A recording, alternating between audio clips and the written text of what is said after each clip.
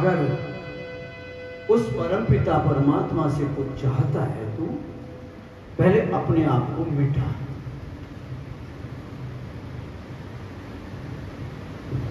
अपने आप को पहले मिटा के देख, अगर कुछ चाहिए तुझे। आज महाराज मनु और पत्नी उनकी सत्य रूपा बस एक ही काम करती है, उन प्रभु का नाम, सब कुछ त्याग दिया, पानी कंदमूल फल सब कुछ त्याग दिया, एक ही काम। ओम नमो भगवते वासुदेवाय।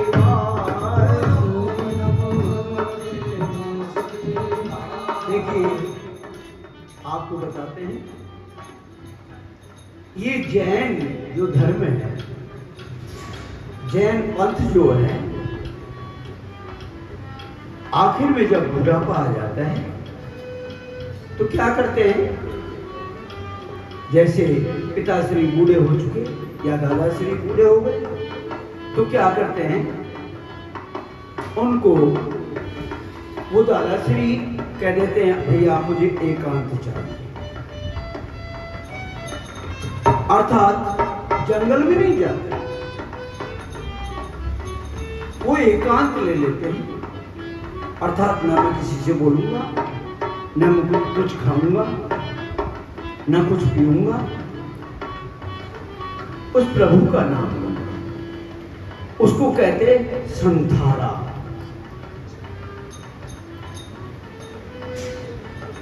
और जब वो संथारा ले लेते हैं और संथारे में वो अपने प्राण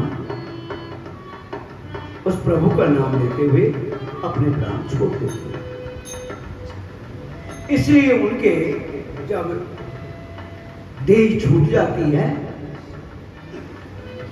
तो शमशान में ले जाते हैं और जला करके 2 पत्थर लेते हैं और कहते हैं तुम तुम्हारे हम तुम्हारे, अर्थात मोह, अर्थात हमें ना तुमसे कोई मोह है और न तुम्हें हमारे से कोई मोह है। अर्थात जब मोह खत्म हो गया, मोह समाप्त हो गया, मोह क्षय हो गया तो मोक्ष हो जाती है, अर्थात ना वो पिंडदान करते ना कुछ करते।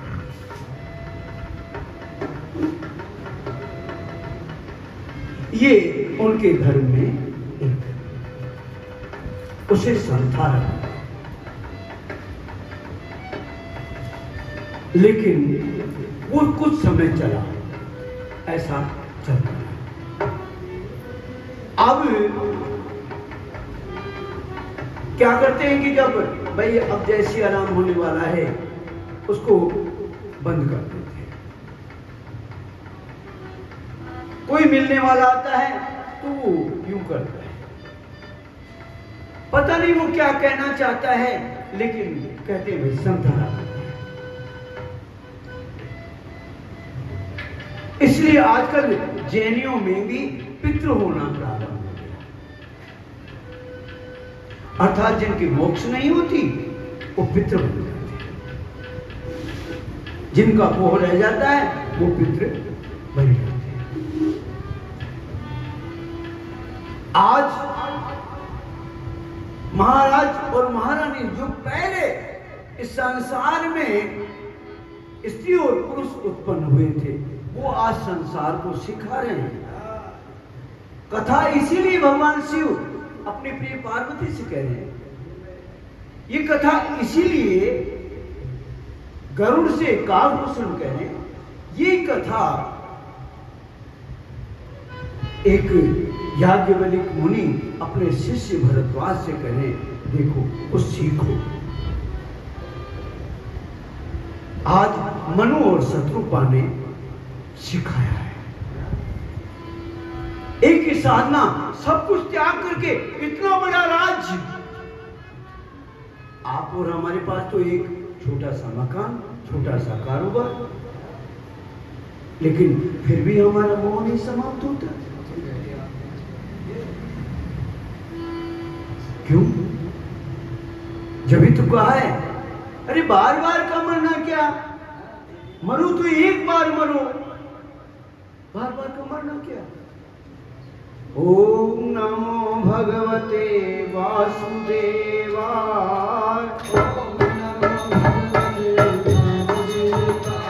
ओम नमो भगवते वासुदेवाय।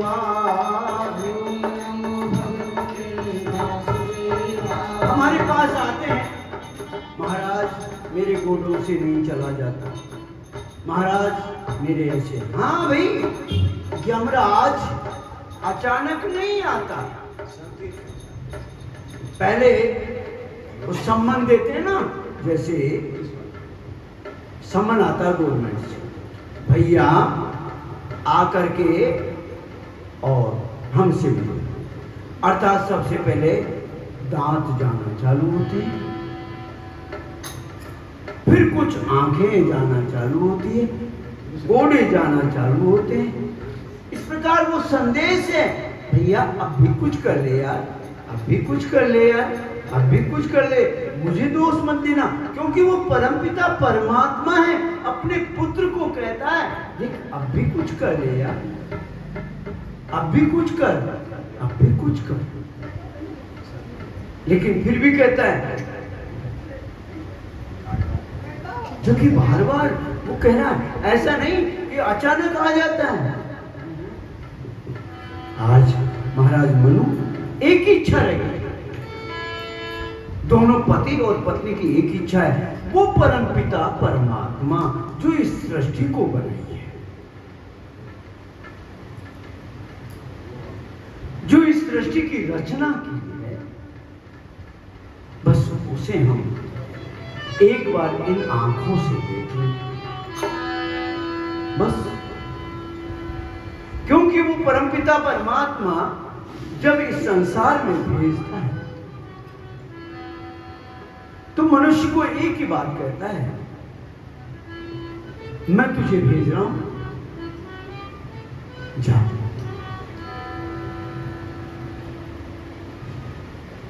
और फिर मुझे ढूंढना।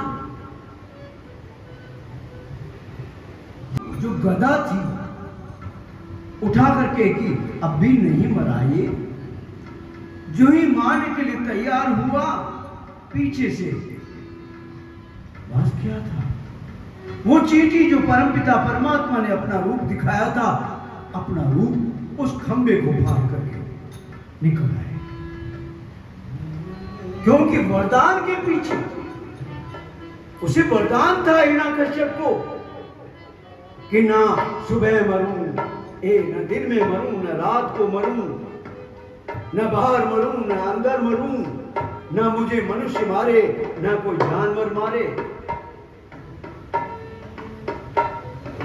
प्रभु ने ऐसा रूप धारण किया, खंबे को फाड़ करके निकले, और जो ही निकले हिरण्यकश्यप जो दरवाजा था उस दरवाजे पे ले गए और ले जाकर के, हथियार नहीं था, कहने लगे देख मेरे पास कोई हथियार नहीं है, न मनुष्य हो न कोई जानवर हो, देख न दिन है न रात है, न तू धरती पे है न आकाश है, और अपने जंघों पे रख करके चिन्ह रख दिया। ये सारा सदस्य जो सभा में बैठे थे, सभा में खड़े थे, उस दृश्य को देख करके अचंभित, इतना घोर क्रोध किया, इतना घोर, सब समझने लगे अब हमारा अंत निकट है। क्योंकि जब ऐसा रूप, ऐसा क्रोध जब तक आज तक नहीं देखा, सब डरने लगे।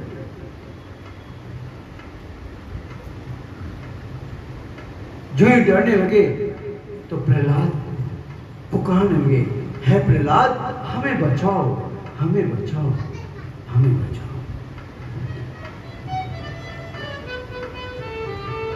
प्रहलाद अभी छोटा है, बच्चा है, लेकिन समझ गया कि मेरा नाम पुकार रहे हैं, अर्थात मुझे कह रहे हैं बचाओ। स्वयं जाकर के चरणों में गिर गया नरसिंह भगवान के। क्षमा करिए, क्षमा करिए, अपराध हुआ उसे क्षमा करिए। जो प्रहलाद को झुका हुआ देखा अपने कदमों में, सारा क्रोध जैसे पानी हो गया। जो ही पानी हुआ उस भक्त प्रहलाद को अपने हाथ में उठा लिया, अपने पास बिठाया और सिंहासन पे लेकर के उसे राजधानी कर दिया,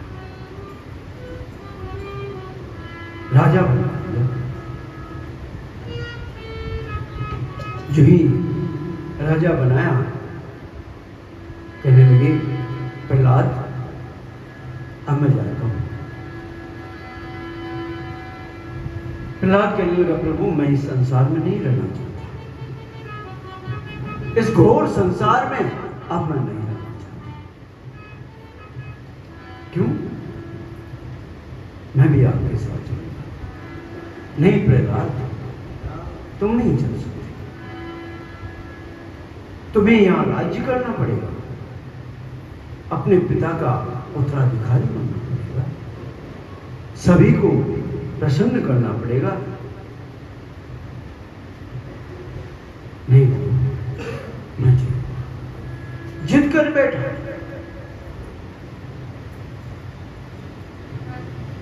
जब जिद कर बैठा तो प्रभु कहने लगे ठीक है, चल चल मेरे साथ।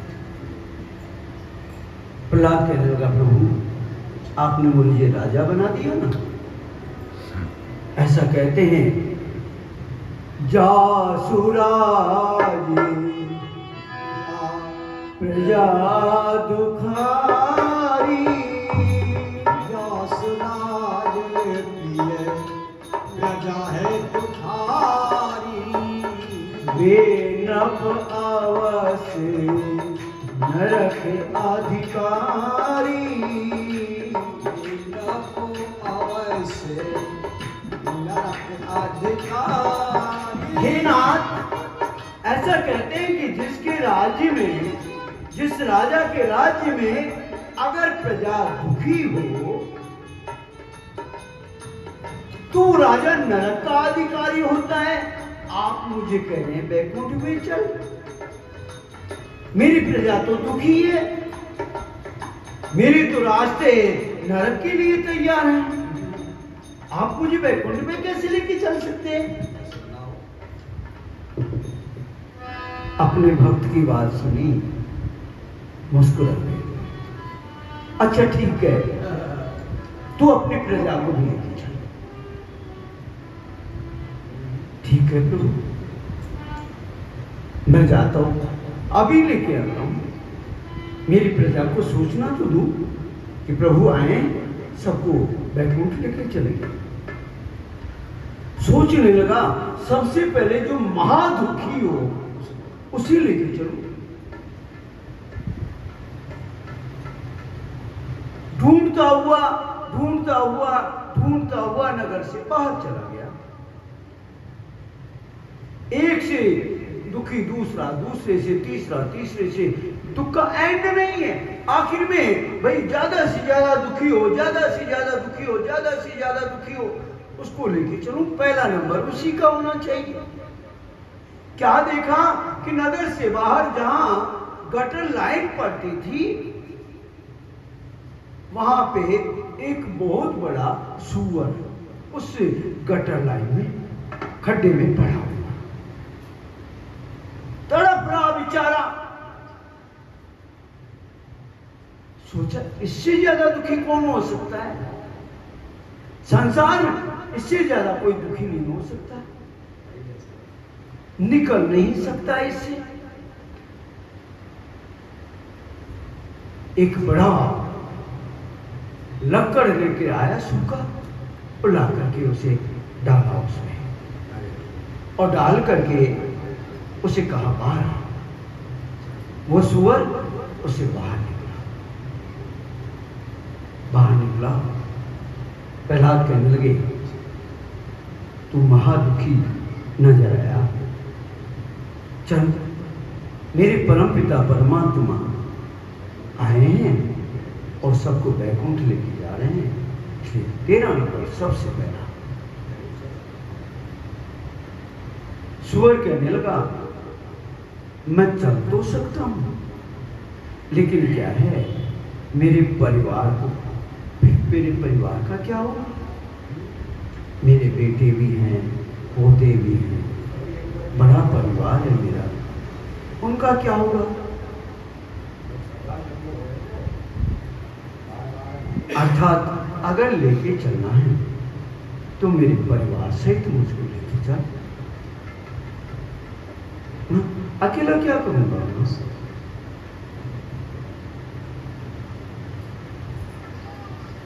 जा भगवान से पूछ के आ, सबको लेके चले, तुम मैं चलूं? ठीक। प्रहलाद दौड़ा दौड़ा गया, जाकर के भगवान से कहा, हे प्रभु, इस प्रकार एक सुअर पड़ा हुआ था, महादुखी, मैंने उसको बाहर निकाला और मैंने कहा चल।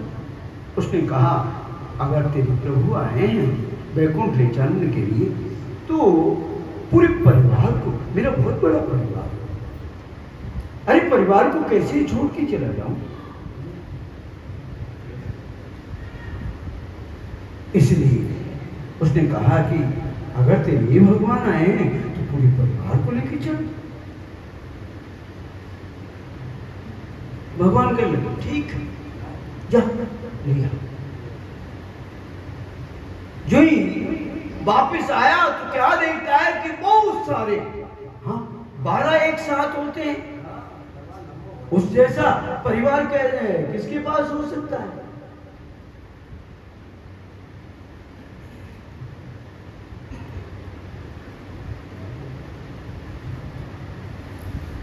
अरे साल में 2 बार 12-12, अर्थात क्रिकेट की पूरी टीम, एक तो एक्स्ट्रा खिलाड़ी होता है,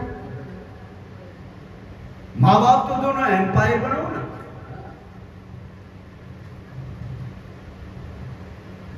आकर के सभी तैयार थे, जो ही प्रहलाद कहने लगा, चलो चलो।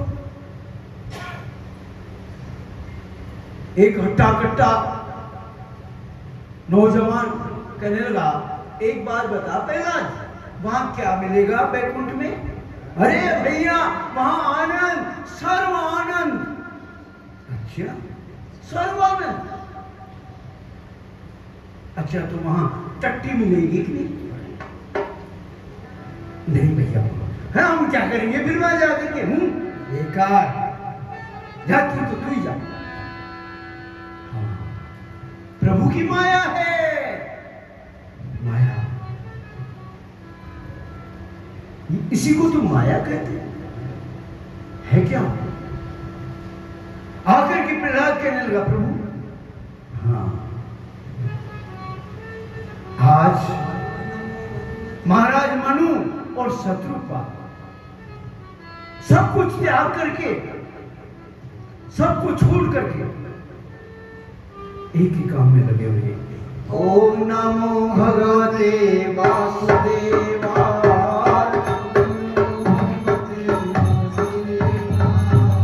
ओम नमो भगवते वासुदेवाय।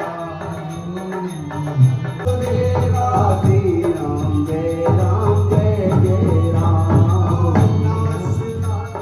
ओम नमो भगवते वासुदेवाय। ओम नमो भगवते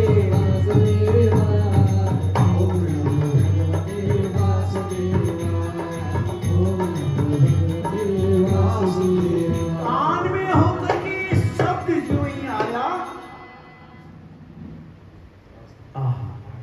ऐसे रिष्ट पुष्ट हो गए, कहे तो शरीर सूख गया था, लेकिन ऐसे रिष्ट पुष्ट हो गए जैसे अभी महाराज अपने राज्य में से निकल के आए हैं। किसने सजाया तुझको मोहन जी, बड़ा प्यारा लागे, बड़ा सोना लागे, बड़ा प्यारा लागे, बड़ा सोना लागे। किसने सजाया तुझको मोहन जी, किसने सजाया तुझको मोहन, वो बड़ा प्यारा लागे, बड़ा सोना लागे। प्रभु ऐसे मुस्कुराए हैं, तेरी मंग मान मुस्कनिया पे, तेरी मंग मान मुस्कनिया पे, बलिहार राघव जी, बलिहार राघव जी, तेरी मंग मान मुस्कनिया पे, तेरी मंग मान मुस्कनिया पे, बलिहार राघव जी, बलिहार राघव जी, तेरी मंग मान मुस्कनिया पे, तेरी मंग मान मुस्कनिया पे, बलिहार राघव जी, बलिहार राघव जी। बोलो बलिहार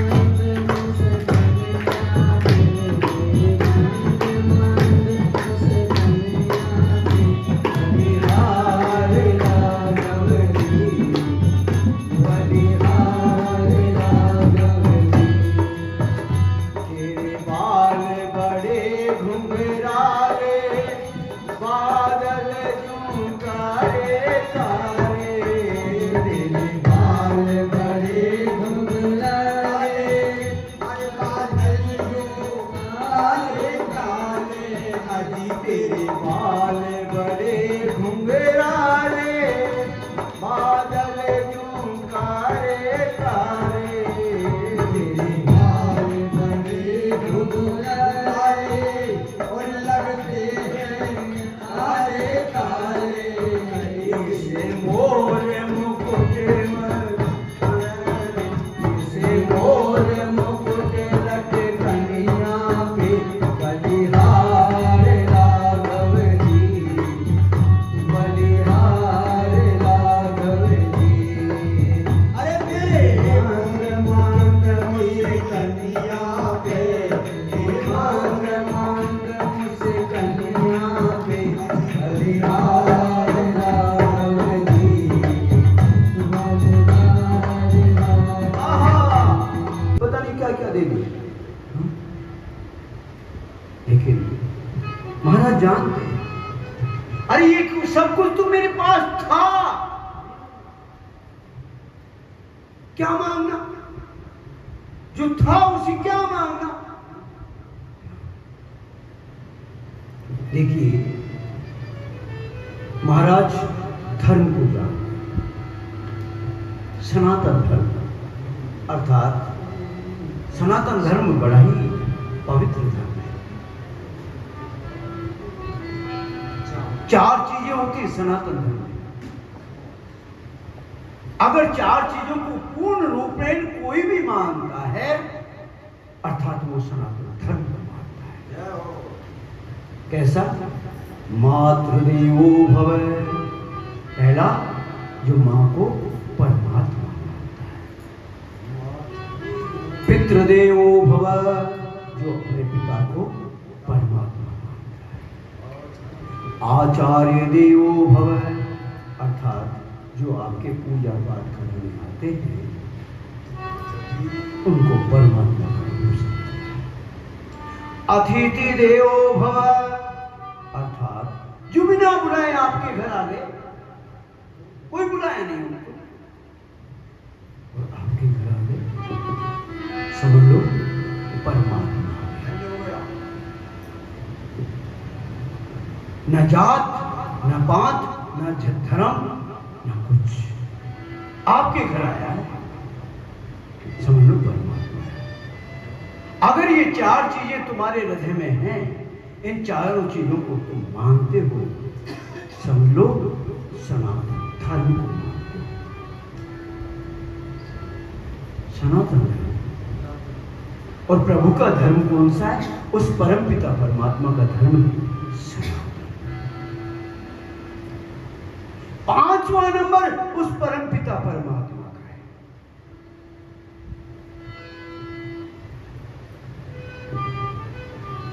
महाराज मनु और शत्रुपा इस चीज को जानते हैं।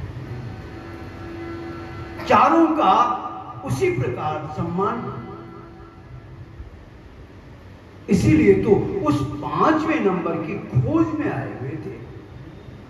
4 को पूर्ण माना, अपने पुत्र को राज्य देकर के अब तुम इन 4 को मानना, अब हमें छोड़ दे, हमें जाने दे। 5वें की खोज जब होती है, ऐसे नहीं होती कि वो 4 को माना नहीं और 5वें की खोज में लग गए। भैया पहले उनको तो कर लो यार। हिंदू, मुसलमान, सिख, ईसाई, जैन, बौद्ध, ये सब पंथ हैं, ये रास्ते हैं खोज में कि परमात्मा कैसे मिल जाए। लेकिन ये सनातन धर्म एक मूल है, उसमें से शाखाएं निकली। ये 4 नियम है सनातन के, जो इन्हें कोई मान ले, समझ लो उसने फिर 5वें की खोज में लगे। और जब 4 को पूर्ण मानता है तो फिर 5वां अवश्य मिलेगा। इस बात की तुम्हें टेंशन करने की आवश्यकता नहीं। क्यों? रास्ते 4 ही होते हैं ना, चौराया उसी को कहते हैं। अब जब 4 रास्ते तुम अपना चुके तो फिर तो ऊपर वाला ही रास्ता होता है, और ऊपर वाला उस परम पिता परमात्मा का रास्ता है। हाँ, जब कहते हैं ना कि योगी के जो तालु में होकर के, ब्रह्मांड में होकर के प्राण निकलते हैं, अर्थात वो परम पिता परमात्मा ऊपर का रास्ता अपने आप खुल जाता है। करो तो सही।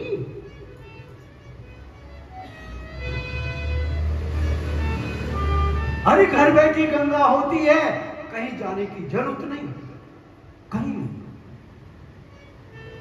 मन चंगा कटोरी में गंगा। आज महाराज के सामने, महारानी के सामने प्रभु अपने प्रिय सीता को लेकर के खड़े हो गए। दोनों धरती में गिर गए, चरणों में गिर गए। चरणों से उठना नहीं चाहते, प्रभु ने अपने हाथों से उठाया।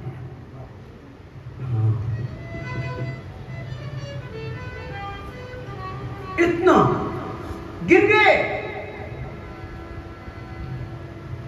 क्योंकि गिरो तो इतना गिरो, प्रभु अपने हाथ से अपने आप उठाएंगे। चिंता करने की क्यों नहीं?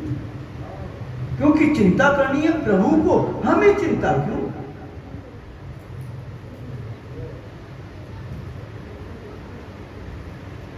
जो उठाया, कहने लगे मां मां क्या मांगे? कहने लगे एक लाल सा बड़ी उर्माही, एक लाल सा बड़ी उर्माही, सुगम अगम कहीं जात सुनाही, सुगम अगम सुनी जात सुनाई, तुम्हीं देते अति सुगम गुसाई, तुम्हीं देते अति सुगम गुसाई, अगम लाग मोही निज कृपणाई, ओ हे नाथ नारायण वासुदेव। हे नाथ, आपको देख करके एक लालसा उत्पन्न हो गई। एक इच्छा उत्पन्न हो गई आपको देखते ही। वो आसान है, कोई बड़ी बड़ी चीज नहीं मांग रहा मैं। हाँ? तुम दे सकते हो, तुम्हारे लिए बड़ा आसान है, लेकिन मुझे ऐसा लग रहा है कि तुम नहीं दोगे। वह राजा निकल रहा था, राजा की नजर उस पे पड़ी। राजा ने तुरंत इशारा किया, उठा लाओ उसको।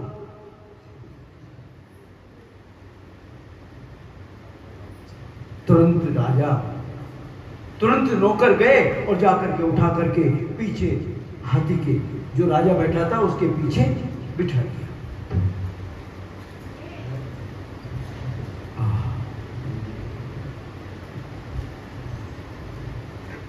अब उसके पति को कहा मांगो। अब पति क्या मांगेगा?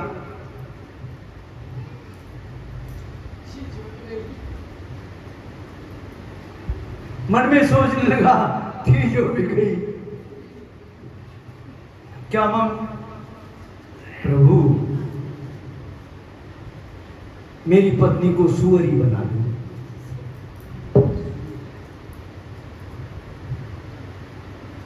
ए मस्तु,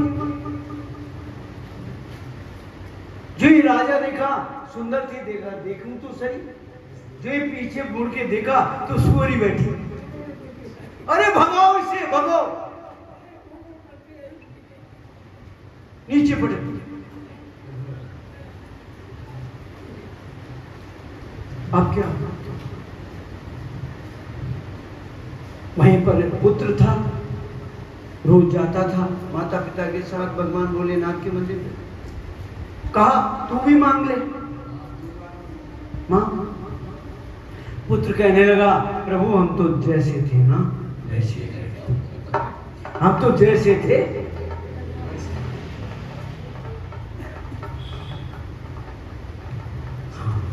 पहले राजा ने कहा कि आपको मैं पुत्र, आपके जैसा मुझे पुत्र चाहिए।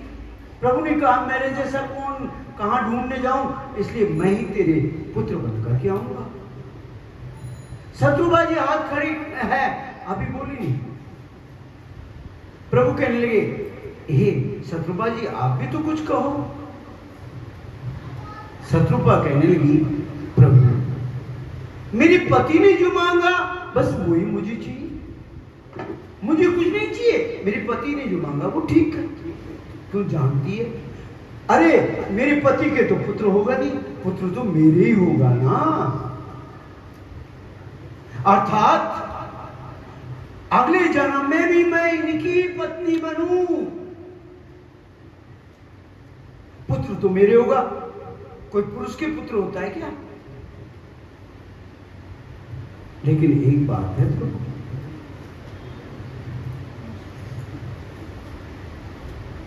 आपको जब मेरे पुत्र बनो ना तो मुझे अपना रूप दिखाना पड़ेगा कि मैं ही तेरे पुत्र हूं, क्योंकि मैं संशय में रहूंगी, पता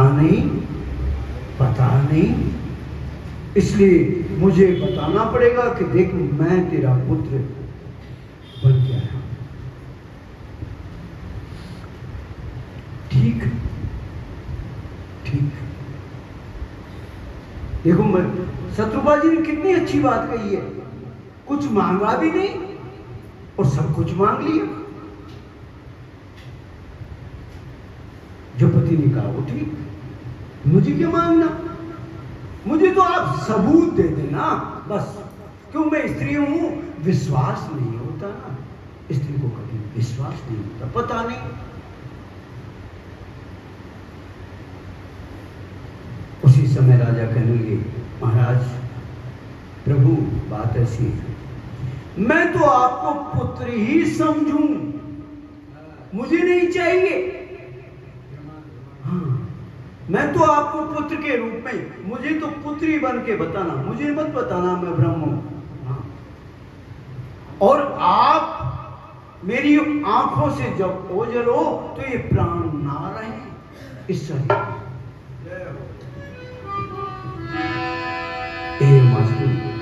ऐसा ही होगा, कह करके हाँ जय प्रभु कहने लगे, अब तुम ऐसा करो, ऐसा करो तुम, अब मेरा अनुशासन मानो, मेरा कहा मानो, कुछ दिन संसार में रहो और रह करके तुम अगले जन्म में राजा बनो, तुम इनकी रानी बनो, मैं तुम्हारे यहां पुत्र उत्पन्न दूंगा, हाँ मनुष्य के रूप में अपने अंशों के साथ जन्म लूंगा और अपने भक्तों को आनंद दूंगा। हे पार्वती, ऐसा उन प्रभु ने उस मनु और शत्रुपा को वचन दे करके अंतर ध्यान हो गए। जे सुनि सादरे नरे बड़े भागी, जे सुन सादर नर बड़ भागी, जे सुनि सादरे नरे बड़े भागी, जे सुन सादर नर बड़ भागी, भव तरही माता सब त्यागी। हे नाथ नारायण वासुदेव। के दो अधिकार होते हैं, दो कर्तव्य होते हैं। ब्राह्मणस्य मुखमासीत बाहु राजन्यः, अर्थात राजा के ये भुजाएं, ये छाती, इन दोनों के क्या कर्तव्य हैं? दान देना, ये उठा करके देता है।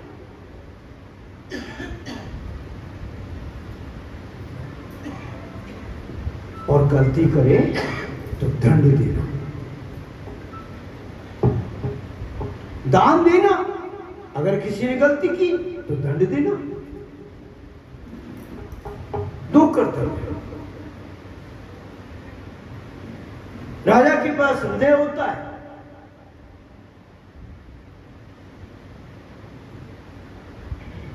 हृदय में मार दो, कुछ नहीं, मार डालो, अरे नहीं बच नहीं, मार नहीं, हृदय वो होता है, नहीं मत मार, कोई बात नहीं, गलती कर, कोई मत मार, छोड़ दो इसको। और ये अंदर से कहता नहीं, मार डालो, मार डालो। वेदों में कहा ये दोनों तरीके हैं, अर्थात दंड देना और दान देना, ये राजा का परम कर्तव्य है, वेदों ने कहा। दोनों ही काम राजा करता है। उस राजा का, अब राजा का हित करने वाला कौन होता है? सब अहित करने के लिए लगे हुए हैं। राजा का हमेशा ये सोचते हैं कि यार ये राजा बहुत बेकार है, दंड देता है यार, दान देने को भूल जाते हैं। अगर दान देता है उसको 2 मिनट में भूल जाएंगे, लेकिन दंड देता है तो सब कहेंगे नहीं बेकार है, ये तो बेकार है, ये राजा बेकार है। लेकिन राजा का हित करने वाला एक ही होता है, और वो कौन होता है?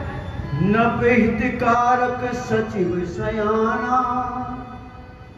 एक सचिव होता है जो राजा के हित की बात हमेशा सोचता है, हमेशा राजा के हित की बात सोचता है।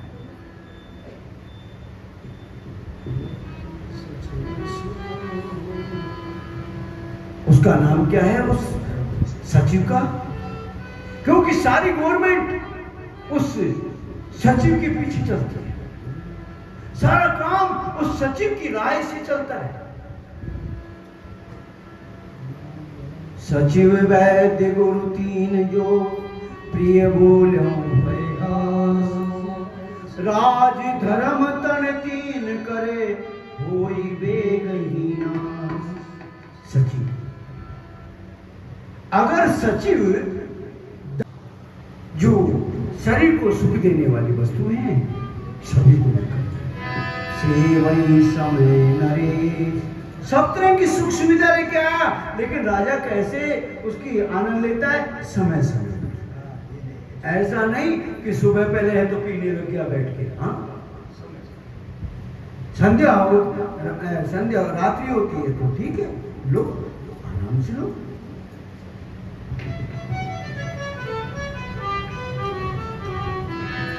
समय समय, ऐसा नहीं कि ये समय पूजा पाठ का है तो इस समय,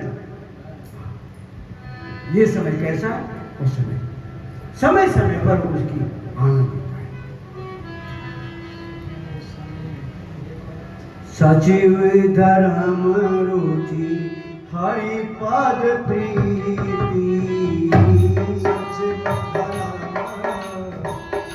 हरि पद प्रीति, न हेतु हेतु सिखौ नित नीति,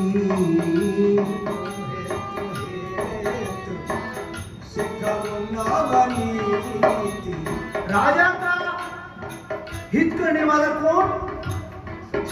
सचिव, जिसकी धर्म में रुचि है, अर्थात भोग में रुचि नहीं है, उसकी धर्म में रुचि है, अर्थात प्रभु के चरणों में, हरि के चरणों में उसका प्रेम है। इसलिए राजा को नई नई नीतियां सिखाता है, क्योंकि जो प्रभु का परम भक्त होगा ना, प्रभु ने एक बात कही कि मेरा भक्त वही होता है, कैसा? मेरे मल मन जन सो मोहि पावा,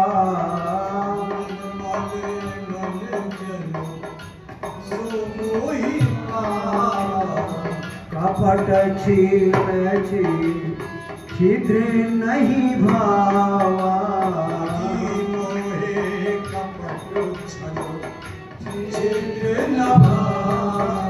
प्रभु एक ही बात कहते हैं, मेरा भक्त वही हो सकता है जिसका निर्मल मन हो,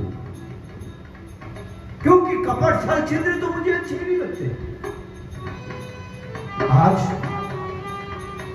हरि के चरणों में प्रेम है, उस धर्म रुचि का, अर्थात निर्मल मन है उसका, और कपट छल छिद्र नहीं।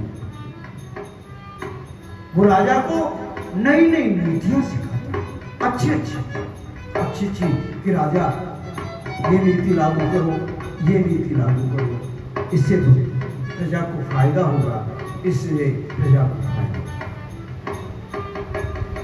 कैसा, क्या नीति सिखा रहा है? देखो, गुरु सुर संत पितर मही देवा,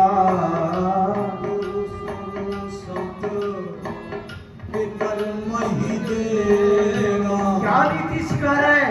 हे राजन, तुम गुरु की आराधना करो, अर्थात गुरु को प्रसन्न रखो, क्योंकि गुरु सही रास्ते की बात बताएंगे, धर्म को पालन करने की रास्ता बताएंगे, अर्थात ऐसा रास्ता बताएंगे जिससे यज्ञ हो, कथाएं हो, जिससे मनुष्य का मन शुद्ध हो। गुरु ये नहीं कहेंगे कैमरा डांस कराओ, नहीं कहेंगे, डिस्को डांस कराओ, ऐसा नहीं कहेंगे।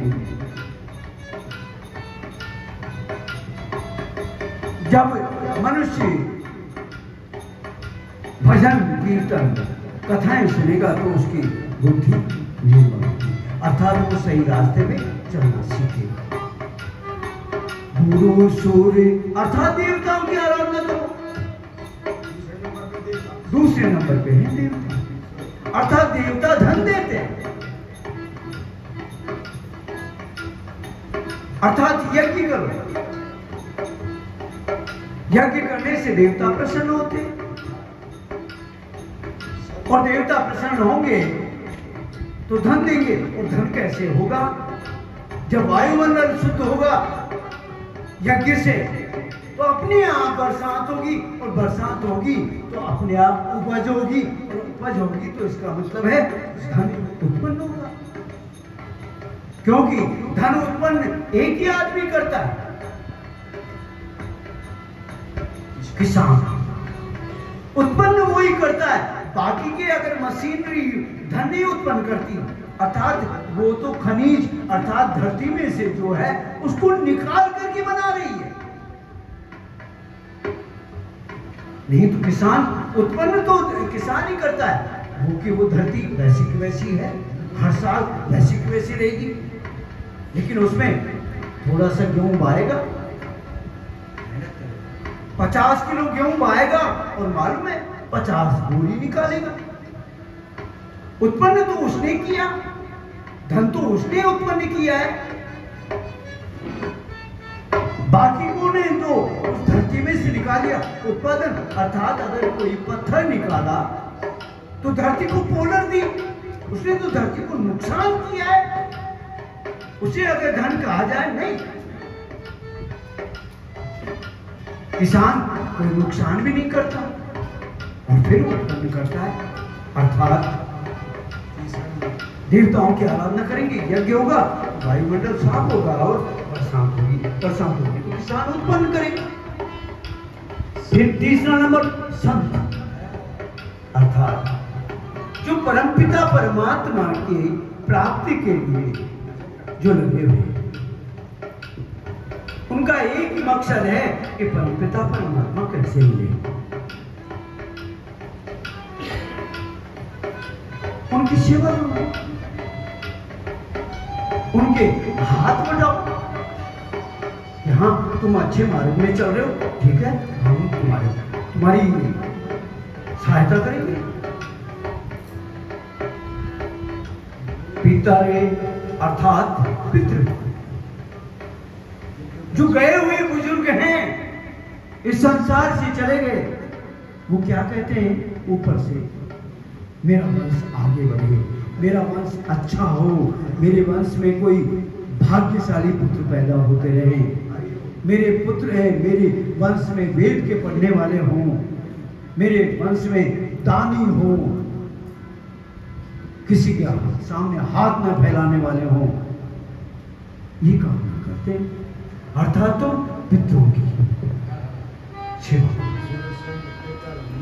महिदेवा अर्थात मही कहते हैं धरती को। धरती के देवता कौन है? वो तो आकाश के देवता हैं, दिखाई नहीं देते, जिनको स्वाहा स्वाहा करते हैं, अर्थात धरती के देवता ब्राह्मण। अगर ब्राह्मणों के पास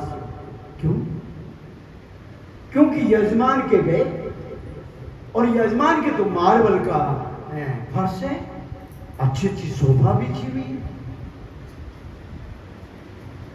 बड़ी ठाठ है, और पंडित जी रहते हैं झोपड़ी।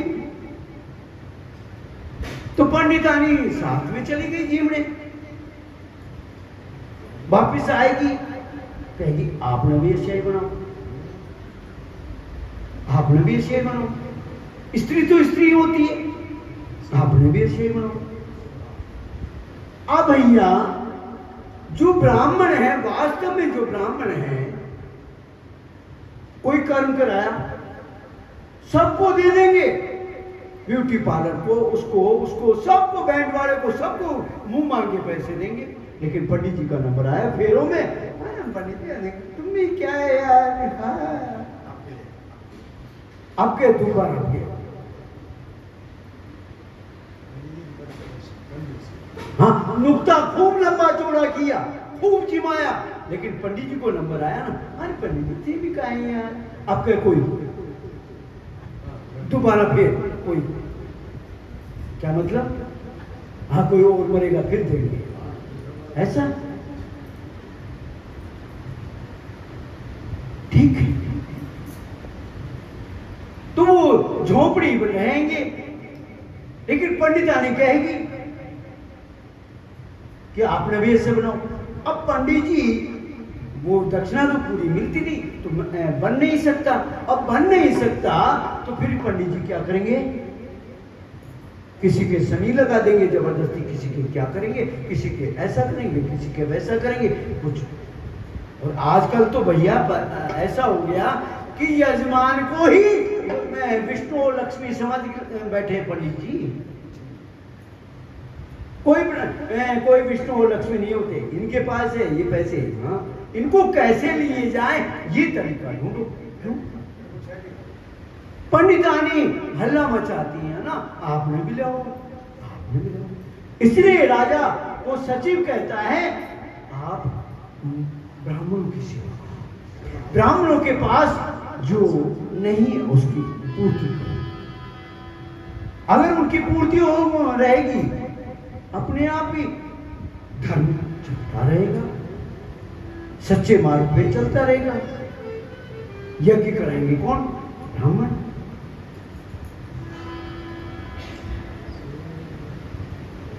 ये बात सुनकर के भूप धर्म जो वेद वखाने, जैसे वेदों में कहा है कि राजा को राष्ट्र यज्ञ करना चाहिए, अश्वमेध यज्ञ करना चाहिए, फला यज्ञ करना चाहिए, ये यज्ञ करना चाहिए, तो क्या राजा खुद नहीं करता है?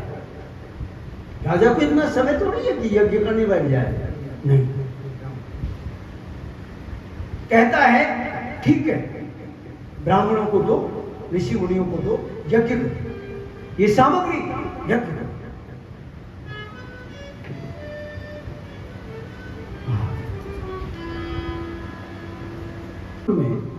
देखो संसार में कहीं ऐसा नहीं है जहां ज्योतिष का कर्म हुआ, काशी में भी नहीं है, जबकि काशी को सबसे महान विद्वता मानते हैं, लेकिन जंतर मंतर कहीं नहीं है। उस जंतर मंतर से सब ग्रहों का सटीक जानकारी, आज भी हवा की जानकारी, बरसात की जानकारी वहां से प्राप्त की जाती है। आज जंतर मंतर कभी देखने जाना, वर्ल्ड में कहीं नहीं है।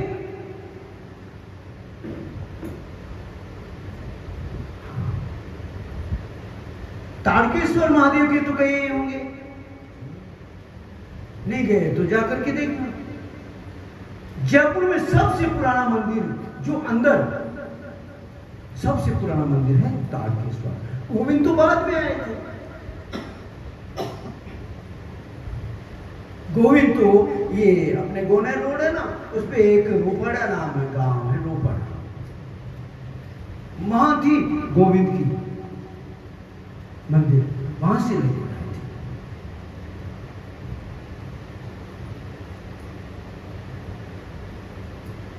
आज एक समस्या है, सबसे बड़ी समस्या क्या है महाराज? 2 ग्यारस, 2 पूनम, सबसे बड़ी समस्या है आदमी भटकता है, दुनिया भर के पंचांग है, अपनी अपनी ढपली, अपना अपना राग।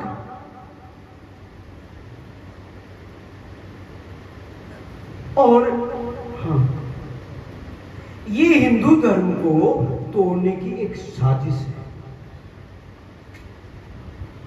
हाँ, सबसे पहले यहीं से साजिश चालू होती है। हर आदमी कंफ्यूजन रहता है, महाराज कब करें, कब करें, कब करें। ये देखो कनागत भी जो हो रहे हैं ना, महाराज कब करें, कब करें, कब करें, कंफ्यूजन। और कंफ्यूजन किसने कर रखा है? अनेक ज्योतिषी पैदा हुए, अब उनको रोकने वाला कोई नहीं, क्योंकि सबके पास वो कौन सा अधिकार है? सबके पास अधिकार है, कुछ भी लिख सकता है, कुछ भी कह सकता है, अर्थात कोई कहने वाला नहीं, कुछ भी पहन सकता है, कुछ भी कह सकता है, कुछ भी लिख सकता है। अभ्यागत, हाँ क्या कौन सा अधिकार? उस समय ऐसा नहीं था। महाराज जय सिंह जी को, महाराज माधो सिंह जी को जब ऐसा लगता था कि 2 एकादशी बता रहे हैं, पहले भी थी, आज ही नहीं, पहले भी थी, तो महाराज जी सभी बड़े जितने विद्वान जो ब्राह्मण थे ना, मोटे मोटे, उन सबको न्योता भिजवा दिया पहले कि साहब कल तारकेश्वर मंदिर पे पधारो भोजन करने के लिए। जानते हैं ब्राह्मण एक ही काम से आ सकता है, भोजन के नाम से, हाँ, और किसी नाम से नहीं आएगा।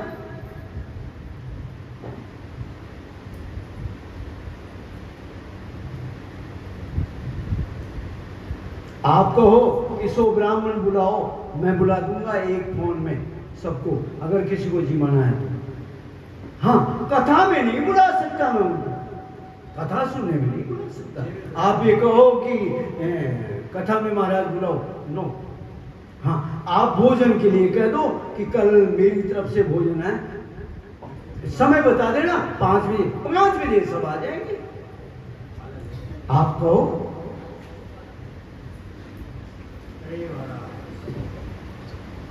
सभी ब्राह्मणों को बुला लिया करते थे और कह दिया करते कल महाराज भोजन के लिए तारकेश्वर में बुलाया है, और चूरमा दाल बाटी बन जाते थे, बनने लगते थे।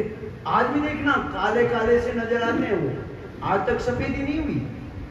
अब भी तारकेश्वर में जाना, वो बड़े बड़े पत्थर लगे हुए हैं, मार्बल, आजकल तो इतनी पतली मार्बल आती है, वो मोटे मोटे मार्बल लगे हुए हैं पर्स में, देखिए बड़े ध्यान से। जो ये सब ब्राह्मण आ जाते, चूरमा दाल बाटी बन ही रहा है। एक ही प्रश्न होता था, मैं एकादशी कब करूं?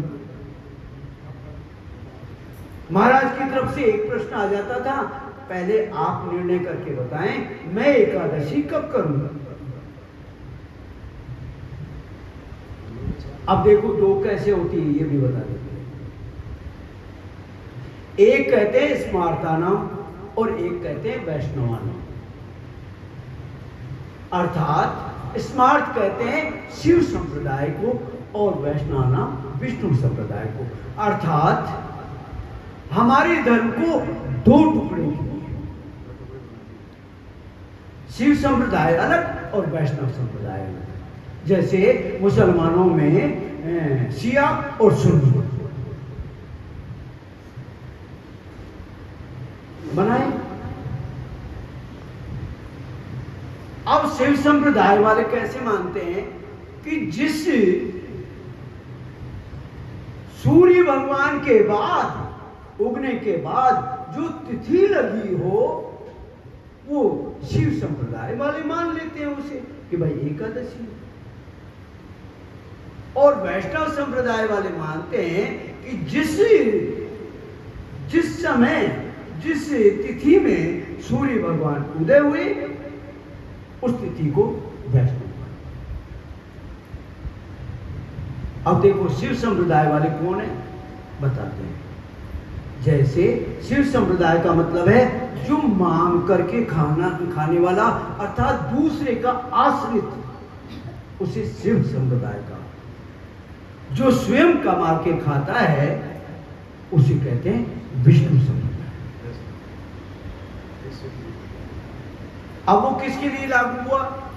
अर्थात जब बूढ़ा हो जाता है आदमी, माँ और बाप अर्थात वो दूसरे के आश्रित हैं, अर्थात वो देंगे जब ही तो खाएंगे।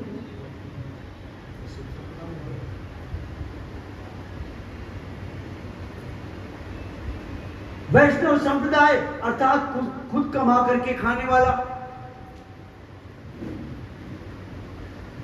अब भैया ये कृषि प्रधान देश है हिंदुस्तान।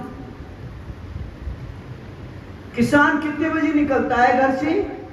सूर्य उदय होने से पहले। सूर्य उदय होने के बाद नहीं। अपने कर्म पे कब निकलता है मजदूर? सूर्य उदय होने से पहले। अर्थात जब निकला उस समय तिथि कौन सी थी उसको मान लेता है कि सूर्य भगवान इसमें उदय होंगे, इसलिए मैं एकादशी आज करूंगा। इसलिए मैं खा करके नहीं, जो मांग करके, अर्थात दूसरे से आश्रित है, जब बना के देगा जब ही तो खाएंगे। अब बना के देगा तो सूर्य भगवान उदय होंगे, उसके बाद में तो उसको बना के देंगे। क्यों? कमाने वाले को तो टिफिन भी बांध देते हैं, कमाने वाले को खा जा, कमाने जा रहा है, सूर्य भगवान उदय होंगे उससे पहले खा जा। लेकिन जो आश्रित है वो तो सूर्य भगवान के उदय होने के बाद में कुछ खाएगा, चाय पानी उसको सूर्य भगवान के उदय होंगे। क्यों? तू तो आश्रित है, बाद में खा। कौन सा कमा के ला रहा है तू? उसको कहते हैं शिव शक्ति। अर्थात वो जो तिथि बाद में आई सूर्य भगवान के उदय, वो शिव शक्ति। ये दो संप्रदाय हो गए।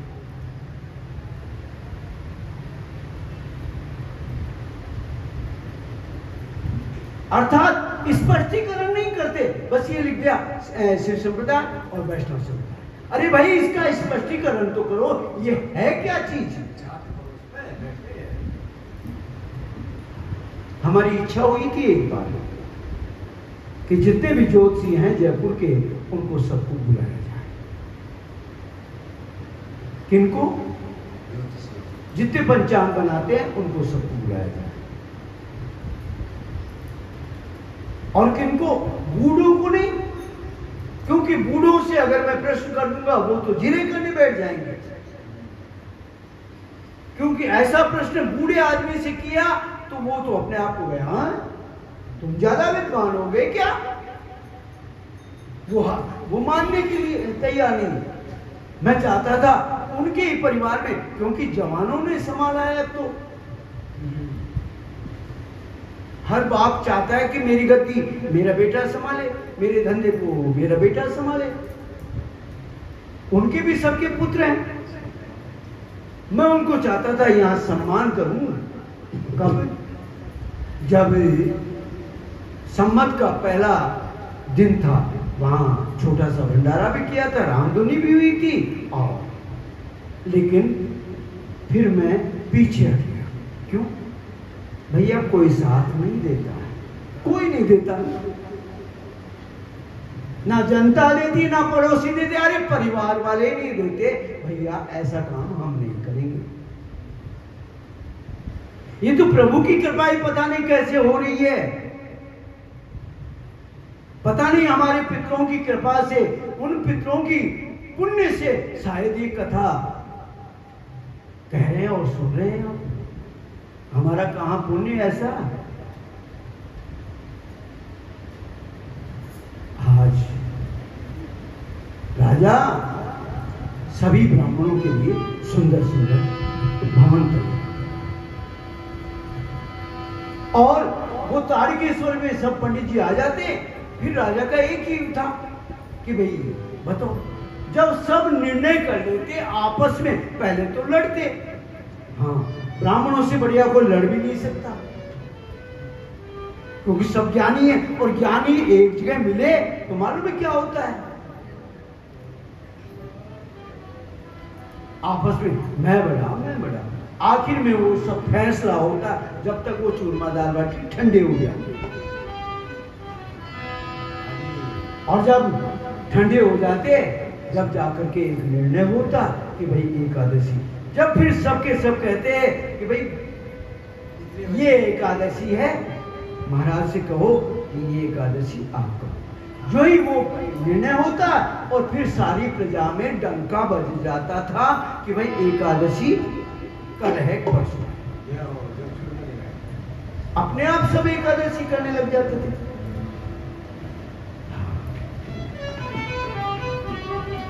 आज विप्र भवन सूरी भवन सुहाए,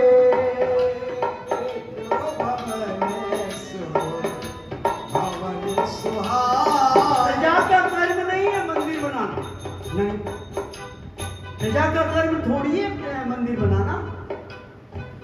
धर्म को रखने के लिए, आदमी मनुष्यों की आस्था जगाने के लिए राजा को चाहिए कि मंदिर बनाए।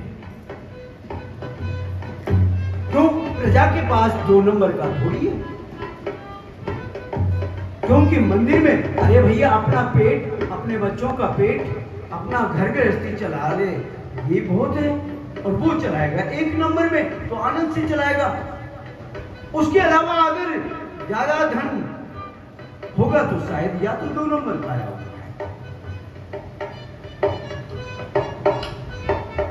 मंदिर में जब ही देगा जब 2 नंबर का आया हुआ है, नहीं तो सोचेगा नहीं। क्यों? अपने धर्म का पालन कर रहा है। मातृ देवो भव, पितृ देवो भव, आचार्य देवो भव, अतिथि देवो भव। वो चारों को निभा रहा है, अपना धर्म निभा रहा है। मंदिर में कहां से धन आएगा उसको? अर्थात राजा का कर्म है सुंदर सुंदर मंदिर बनवा रहा है, जिससे सभी लोग जाएं आस्था में। सब तीरथ विचित्र बनाए, सब तीरथ विचित्र बनाए। सभी तीर्थों को, जितने भी तीर्थ हैं उनको सुदृढ़ बनवा रहा है, जिससे लोग आएंगे। जब बुढ़ापा आ जाएगा, जब तीर्थ यात्रा करने आएंगे, किसी के पांव न पड़ जाए, इसलिए काई वगैरह ना हो सीढ़ियों पे, विचित्र आनंदमय होने चाहिए, किसी को किसी प्रकार की तकलीफ ना हो। नहीं तो गया और अगर गिर गया तो जय श्री राम, वहीं हाथ पैर टुरा करके घर आया। घर वाले कहेंगे ये क्या, कौन से तीर्थ गया था भाई तू, मत जाना। दूसरे को कहा मत जाना भाई। सब तीरथ विचित्र बनाए, कहते लगी पुराण श्रुति, एक एक सब जा, बार सहस्त्र सहस्त्र नपै की सहिते अनुराग। आदत सी हो गई इनके चरणों में, इनके चरणों में और रहने की आदत सी हो गई। राधे राधे राधे कहने की आदत सी हो गई।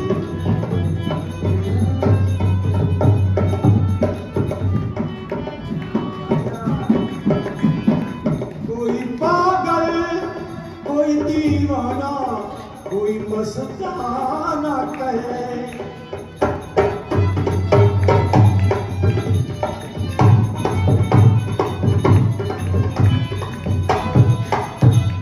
कोई पागल, कोई दीवाना, मस्ताना कहे। शस्त्रुघ्न भैया, ऐसी बातों को सहने की और आदत सी हो गई। राधे राधे राधे कहने की आदत सी हो गई। राधे राधे राधे कहने की आदत सी हो गई। इसकी हमने जी भर के देखा नहीं।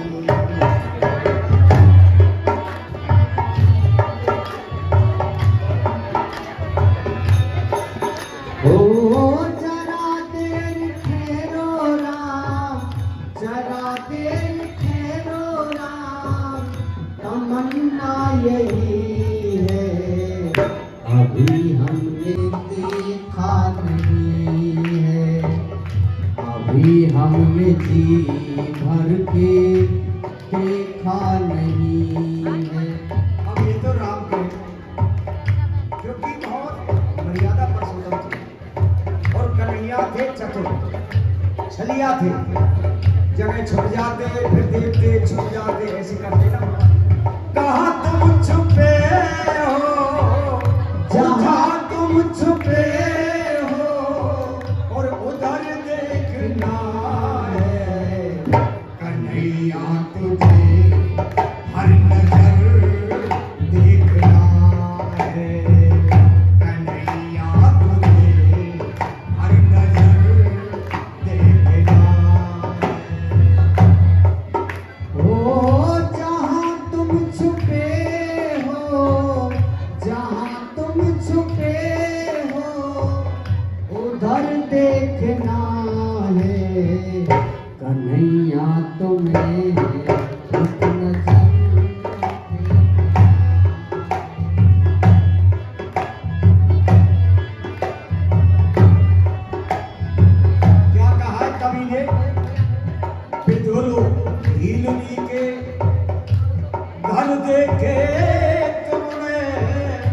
विदुर भीलनी के घर देख तुमने विदुर जी के यहाँ गए ना छक्के खाने भगवान दिल्ली के यहाँ गए ना वही खाने अरे विदुर भीलनी के वो घर देखे तुमने विदुर भीलनी के जो घर देख तुमने बोले हमारा तुम्हें प्रभु जी हमारा तुम्हें प्रभु जी घर देखना है कन्हैया तुझे नजर देखना है कन्हैया तुझे नजर देखना ओ जरा दे ठहरो राम जरा दे ठहरो राम तमन्ना यही है अभी हम जी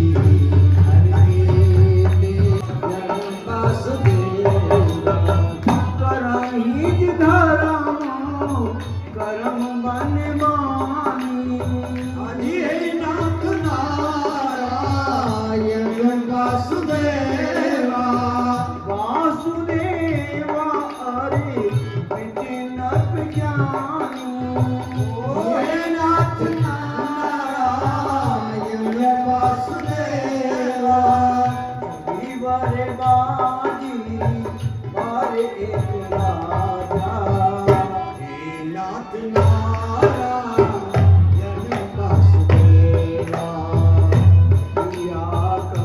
और 4 दिन भी आते तो पूर्ण रूपेण नहीं आते।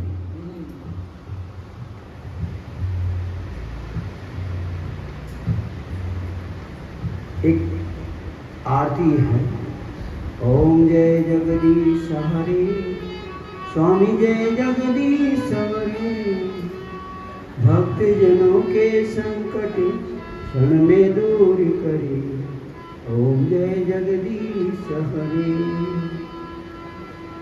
तन मन धन जो कुछ है तेरा स्वामी सब कुछ है तेरा तेरा तुझको अर्पण लगे मेरा। कितनी बढ़िया आरती बोलते हैं तुम और जोर जोर से बोलते हैं। आप लोगों ने देखा होगा हम आरती सबसे नहीं करवाते, एक छोटी सी आरती करवाते हैं जो वेद आरती है। क्यों? अगर आप लोगों से आरती करवाएं तो जगदीश की आरती करवाएंगे और उसमें आखिर में बोलना पड़ेगा तन मन धन सब तेरा और तेरा तुझको अर्पण क्या लागे मेरा। जब चढ़ाने का नंबर आएगा कहा कि सब कुछ तेरा और चढ़ाने का नंबर आएगा तो खुले पैसे ढूंढते फिरोगे अर्थात भगवान के सामने झूठ बोलोगे। इसलिए हम आरती नहीं करवाते ना आरती बोलने देते। क्यों? अरे परमात्मा के सामने झूठ क्यों? इसलिए हमने कैंसिल कर दिया कि भाई आरती नहीं करेंगे, सिर्फ छोटी सी आरती करेंगे क्योंकि आरती में समय बिताएंगे इससे बढ़िया है 2 बात ज्यादा कहेंगे।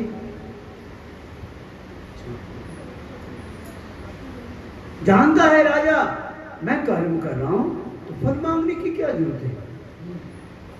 हम 4 दिन पूजा करते हैं और कहने लग जाते हैं भोलेनाथ ये दे दे मेरे को, ये दे दे। हाँ, खाटू बाबा के जाते हैं मांगते हैं ये दे दे। अरे भैया एक दिन एक बार आने में क्या बात।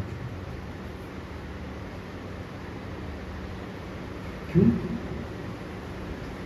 ये नहीं सोचते मेरा कर्म है पूजा करना, मेरा कर्म है खाटू बाबा के दर्शन करना। अब दे नहीं दे ये इसके ऊपर है, मुझे क्या मतलब है। मेरा काम मैंने कर दिया, इसका काम ये करता रहे, करे नहीं करे।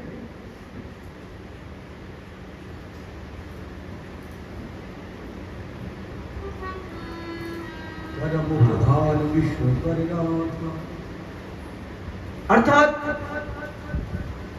अपने कर्म को नहीं मानते, अपने अधिकार को मान लेते हैं, ये अधिकार है हमारा। राजा ऐसा नहीं, अपना कर्म करता है, जानता है मैं जैसा कर्म करूंगा मुझे फल वैसा ही प्राप्त होगा। इसलिए जो भी कर्म करता है, शुभ कर्म करवाता है, सब वासुदेव को अर्पित करता है।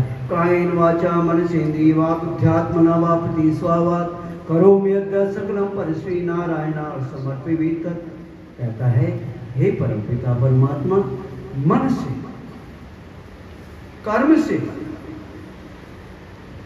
वचन से, इस शरीर से, धन से, जो भी मैंने कर्म किया वो तुम्हें अर्पित कर दो। अर्थात ये सब तुमने किया है, तुम्हारे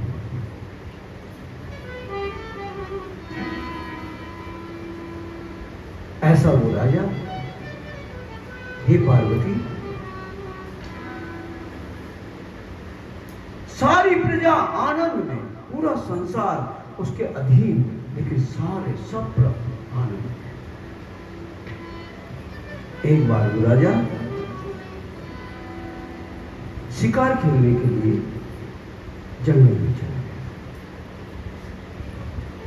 सोचा ऐसे जानवरों को मारूंगा जो बेचारे बूढ़े हो गए, कोई लंगड़ा है, कोई बूढ़ा है, इस शरीर को घैंस रहा है, खींच रहा है। राजा इसलिए वन में चला। क्या देखता है कि एक बहुत बड़ा सूअर, बहुत बड़ा सूअर, जिसके दो दांत यूं लंबे, काले रंग का, बहुत बड़ा।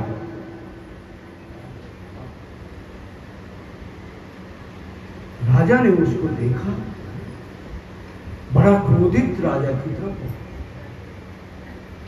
राजा ने मन में विचार किया, हट्टा कट्टा नौजवान है, ऐसे को मारना तो नहीं चाहिए, लेकिन इतना क्रोधी, ये तो हजारों जानवरों को मारेगा।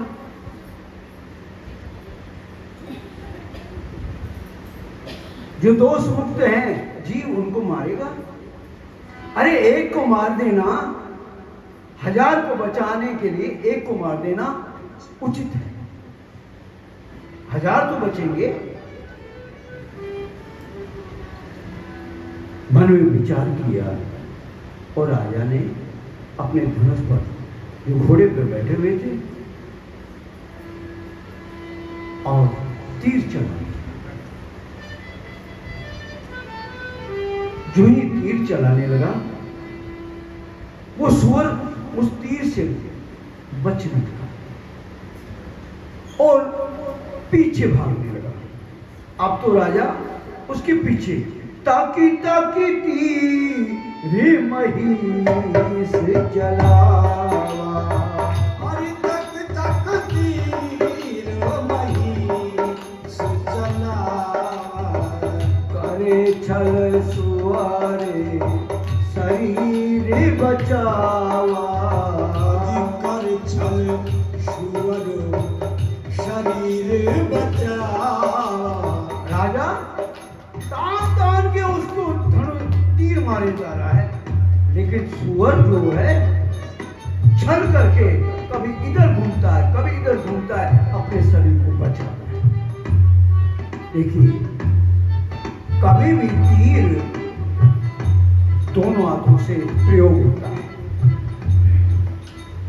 घोड़े पर जब तक लगाम नहीं पकड़ेगा, आपने पोलो का खेल तो देखा होगा, एक हाथ से लगाम होती, एक हाथ में डंडा होता है।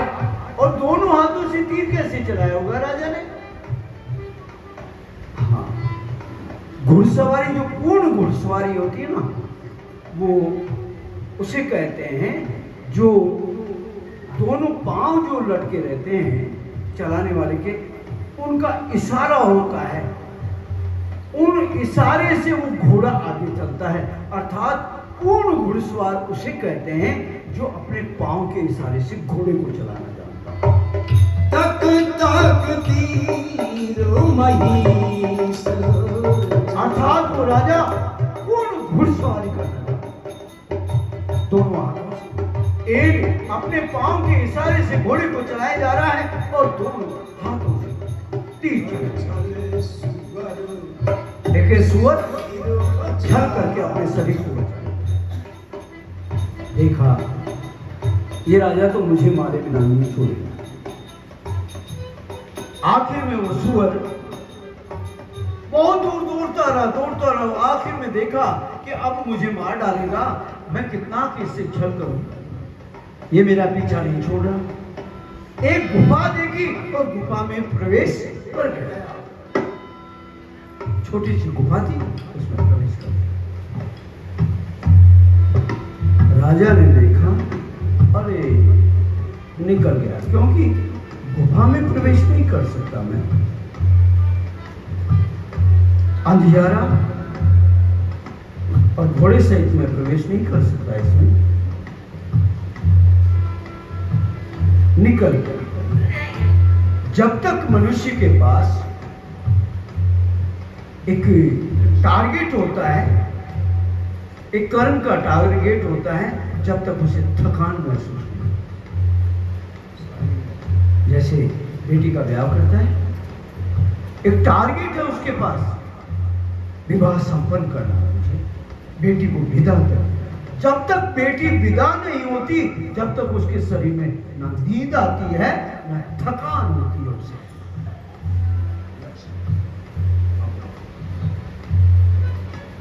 जबकि जीने वाले सब चले जाते हैं,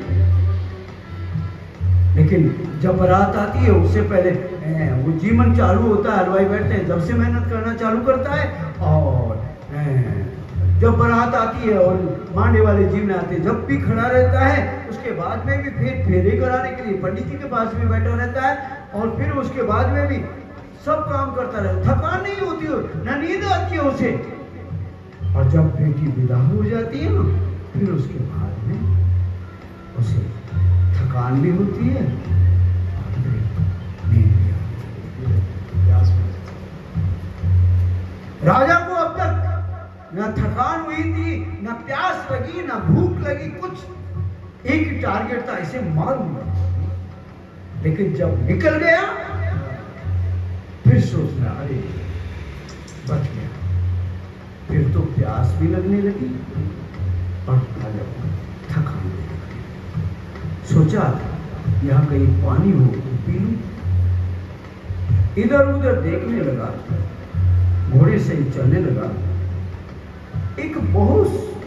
एक छोटी सी कुटिया नजर आई, एक आश्रम सा नजर आया। राजा मन में सोचने लगा, अगर आश्रम है तो यहाँ कोई मनुष्य जरूर है, और मनुष्य रहता है तो पानी भी अवश्य मिलेगा।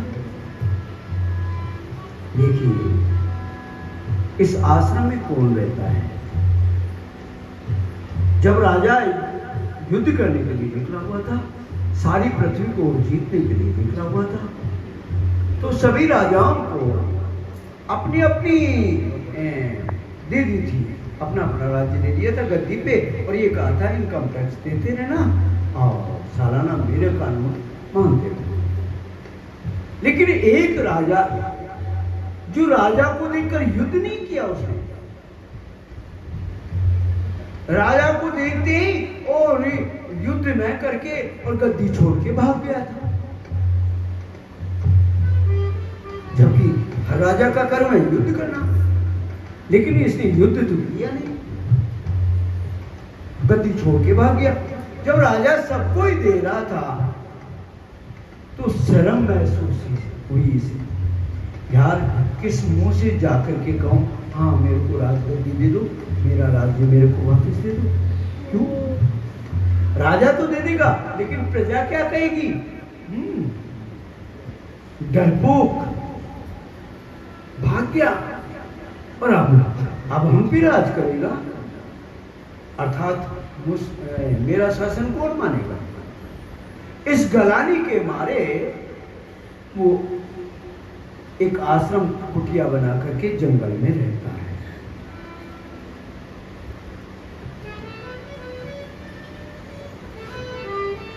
जो ही राजा उस कुटिया की ओर जाने लगा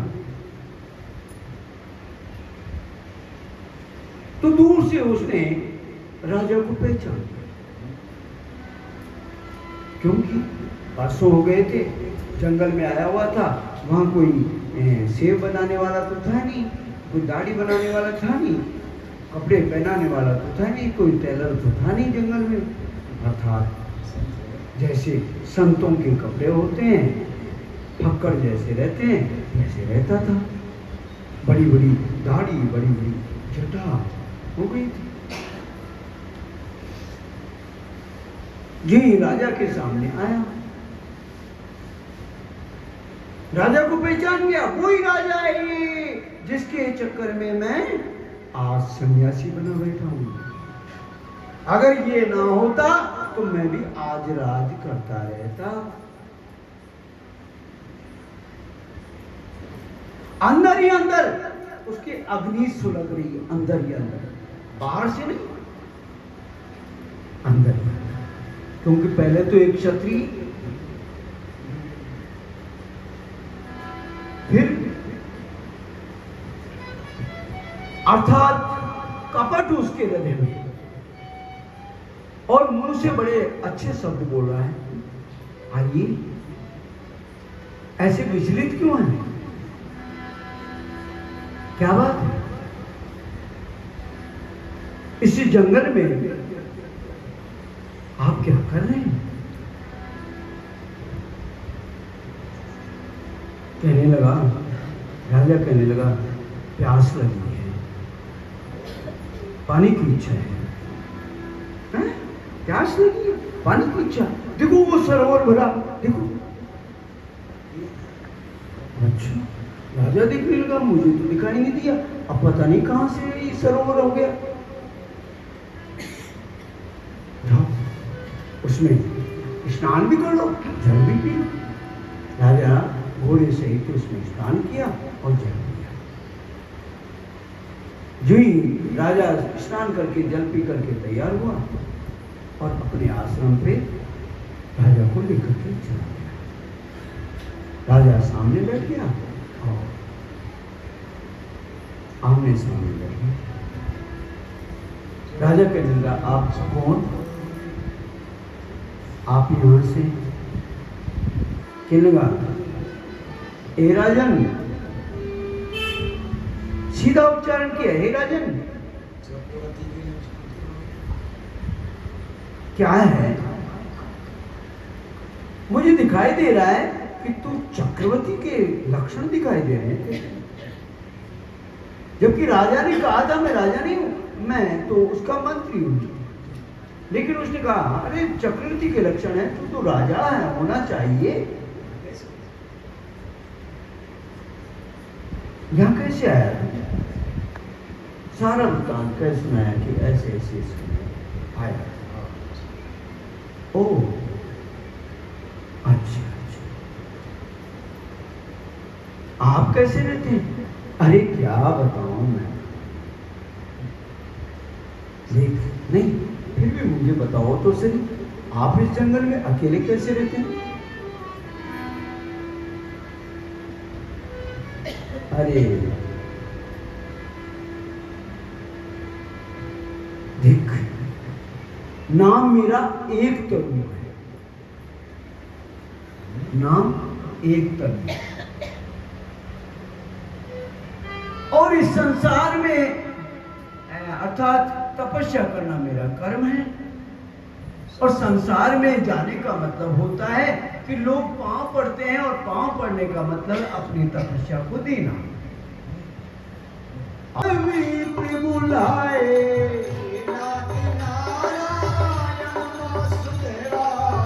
पखारी सादर बैठाए,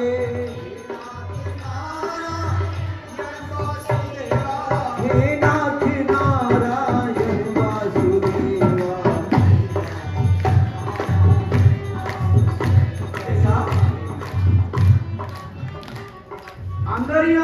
आया, अबू आया था उसके रूप में। सारी योजना उसकी थी। योजना थी एक तनु की और उसने क्रियान्वित वो कर रहा है। मृगों को मांस बनाया उसने, और उसमें भी ब्राह्मणों का मांस और मिलाया। जो ही सभी ब्राह्मण आ गए। राजा का एक ही काम है, आप तो ब्राह्मण आए तो उनको बैठाओ, उनके चरण धो और आराम से बैठाओ उनको और पुरस्कारी करो। सामान तो मैं बना रहा हूं, मैं तो बस से पर्दे के आगे रखता जाऊंगा सामान और पुरस्कारी करती जाऊंगा। पर सुमिल जब ही लाग मही पाला, नाथ नारायण वासुदेवा, हे आकाश वाणी तेहि काला। नाथ नारायण। अब क्या होता है? बढ़िया बढ़िया गुलाब जामुन, दही बड़े, बढ़िया बढ़िया 2 प्रकार की पूरी, अरे रसमलाई,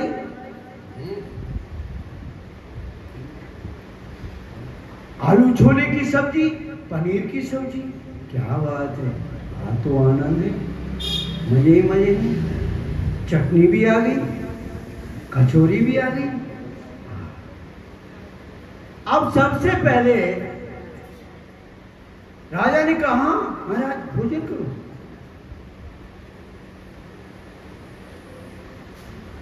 सभी ने मंत्र पढ़ा।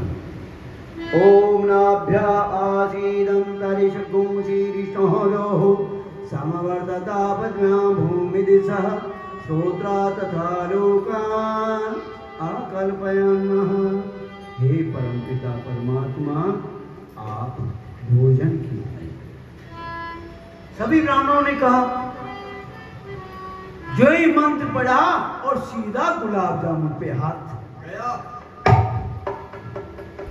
पहले मिठाई तो खत्म थी। अगर जो पूरी पे हाथ मारता है इसका मतलब ये ब्राह्मण नहीं है, मीठा। अगर और किसी चीज पे हाथ मार दिया अर्थात ब्राह्मण नहीं। ये शायद शर्माजियों होंगे। शर्माजी में ब्राह्मण में बहुत फर्क होता है, रात और दिन का फर्क होता है। अर्थात ब्राह्मण का पहला लक्षण मीठी। जो ही गुलाब जामुन पे हाथ गया और जो ही हाथ गया तो एक आकाशवाणी, कैसी है बड़ी हानि अन्न जनि खाऊं, है बड़ी हानि अन्न जन खाऊं। ओ मित्र प्राण उठी उठी रह जाऊं,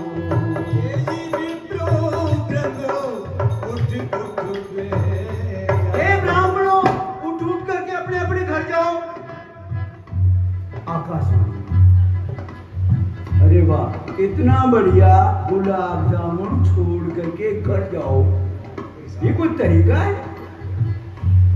गुलाब जामुन जो है मुंह के पास गया, फिर आकाशवाणी, ए ये अन्न मत खाना, बड़ी हानि हो जाएगी। सब सोचने लगे, अरे गुलाब जामुन से कोई हानि होती है क्या? कोई नुकसान होता है गुलाब जामुन से? जो ही मुंह के पास जाने लगा, फिर वो परमपिता परमात्मा आकाशवाणी होने लगी। भयहु रसोई भूसर मासु, अरे भयहु रसोई भूसर मासु। अरे इस भोजन में ब्राह्मणों का मांस मिला हुआ है। सब दिज उठे मान विश्वासु, सब दिज उठे मान विश्वास। अरे आलू छोले की उसमें सब्जी में, पनीर की सब्जी में अगर मांस के टुकड़े हो, कौन पहचानेगा? वैसा ही रूप मांस का होता है वैसा ही रूप पनीर का होता है। कहा, अरे इसमें ब्राह्मणों का मांस मिला हुआ है, ब्राह्मणों का मांस मिला हुआ है। सब ब्राह्मण इस बात को विश्वास करते हैं, ये क्या, उठ गए। देखिए जो ही उठे, राजा ये बात सुनी, राजा ने भी सुनी, लेकिन मोह के बस कुछ नहीं बोला। क्यों? मेरे गुरु महाराज ऐसा कर्म कर सकते हैं क्या? मोह में है, मोह में। मेरे गुरु महाराज ऐसा कर्म कर ही नहीं सकते। ऐसा काम करेंगे क्या मेरे गुरु महाराज? झूठ, अर्थात विधाता के वश में है। विधाता जैसा चाहती वैसा ही होता है। अर्थात नहीं तो राजा कहता, कौन कहता है इसमें मांस मिला हुआ? स्पष्टीकरण कहता, कौन कह रहा है? लेकिन राजा के मुंह से शब्द नहीं, जो ही, क्योंकि मोह में सभी व्याधि अर्थात सभी दुखों का मूल छुपा हुआ है मोह में। नहीं तो स्पष्टीकरण कर देना चाहिए था उसको। अभी चेक करवाता हूं, ऐसा है वैसा है, क्या देता। लेकिन जब राजा बिल्कुल चुप रहा, इसका मतलब है बात सच है। क्योंकि चुप जब ही होता है जब कोई बोले विप्र सकोप, तब नहीं कचुकीन विचार। कोई विचार नहीं किया, क्योंकि स्पष्टीकरण कर देता तो विचार करते, ठीक है। जाय निशाचर हो नप मूड सहित परिवार। हे राजन, निशाचर हो जा तू परिवार के सहित। मूर्ख,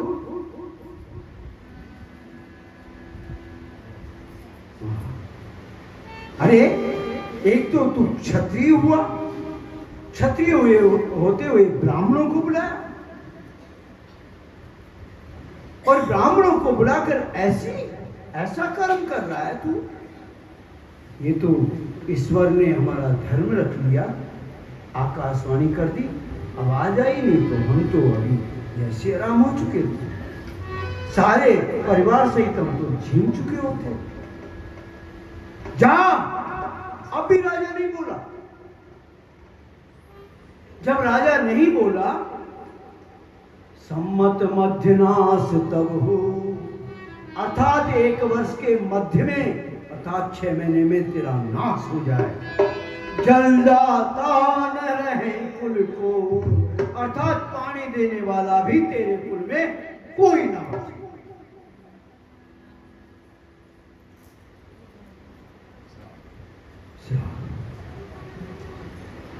नप सुनि श्राप विकल अति त्रासा। राजा ने ये श्राप सुना कि पानी देने वाला भी न बचे। आकाशवाणी हुई, फिर आकाशवाणी हुई, ए ब्राह्मणों, विप्रहु श्राप विचार न दीना। हे ब्राह्मणों, तुमने विचार करके श्राप नहीं दिया। इसमें राजा का कोई अपराध नहीं है, कोई अपराध नहीं है इसमें। सारी बात सुनी आकाशवाणी से, सब ब्राह्मण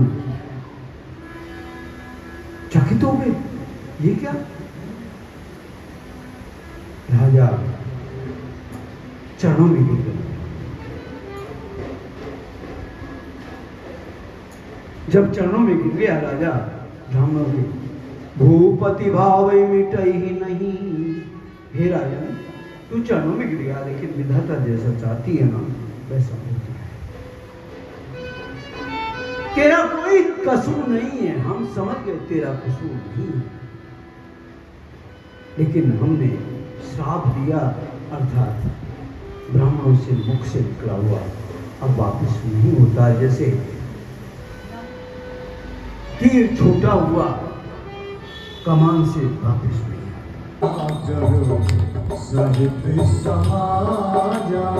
समय बीतता गया, कोई राजा आधे को जन्म ले रहा है। ऐसा सोने की बनी हुई लंका कुबेर को दी हुई थी वो, लेकिन जाकर के धावा बोल दिया, धावा बोल दिया और कुबेर तो भाग गया छोड़ करके। भगवान भोले बालक के पास गया, प्रभु ये क्या? भैया अब मैं कहाँ रहूं? तू अलकापुरी में जा, दूसरी पुरी उसे दे, अलकापुरी में जा और लंकापुरी रावण अभी कर। जो ही कैसी है वो? खाए सिंदूर गंभीर की, चारों दिशि फिरिया, कनक कोट मन खचित दड़े बर मिल जाए बना। सोने का बहुत बड़ा परगोटा है। पीछे कथा चल रही है हमारे पीछे से। अच्छा, बड़ा सुदृढ़ बना हुआ है, तोड़ नहीं सकता उसे। क्यों? प्रभु की प्रेरणा से बनाया हुआ है कि जो भी बलशाली होगा, प्रतापी होगा, अपने दल और बल सहित इसमें निवास करे। रावण जो ही उस पर धावा बोला और प्रवेश किया। जितने भी निशाचर थे, फर्स्ट क्लास जैसा सबको क्या भाइयों, अपने भाई को भी ब्याह है, विभीषण को भी ब्याह है। आप तो पुत्र उत्पन्न होने लगे, जो ही पुत्र उत्पन्न होने लगे वैसे कुमुख, जिसके सामने कोई सामने न आए, ऐसा पुत्र जिसके सामने पुलिस सारी नहीं, अर्थात बर्फ का ढेर बन जाए उसके सामने। धूम्रकेतु राम राम राम राम राम सीता राम राम राम, बोलो राम राम राम सीता राम राम राम, बोलो राम राम राम सीता राम राम राम, बोलो राम राम राम सीता राम राम राम, बोलो राम राम राम सीता राम राम राम।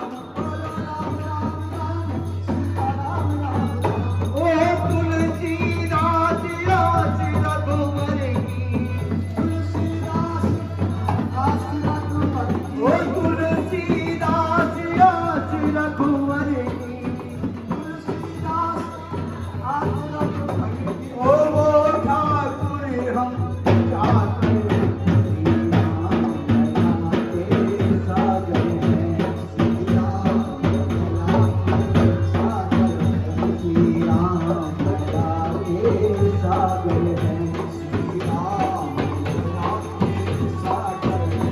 बोलो राम राम राम सीता राम राम राम, बोलो राम राम राम सीता राम राम राम,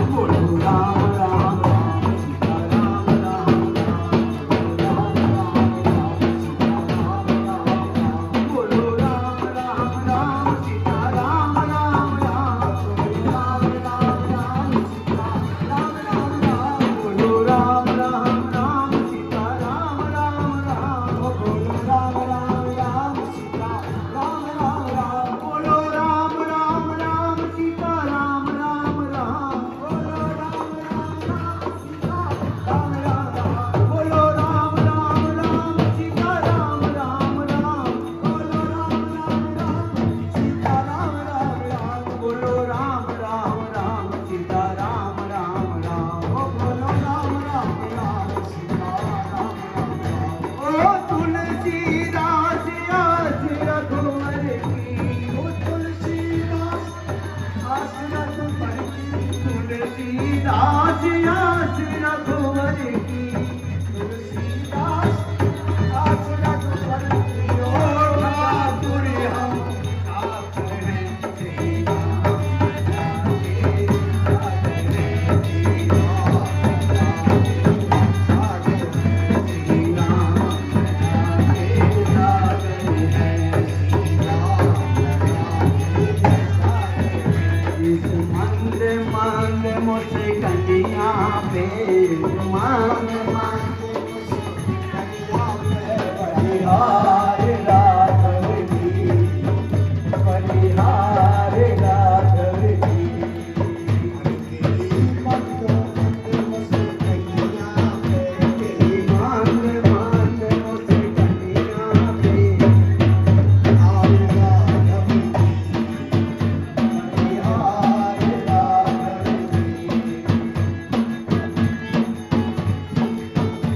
हार राघव जी,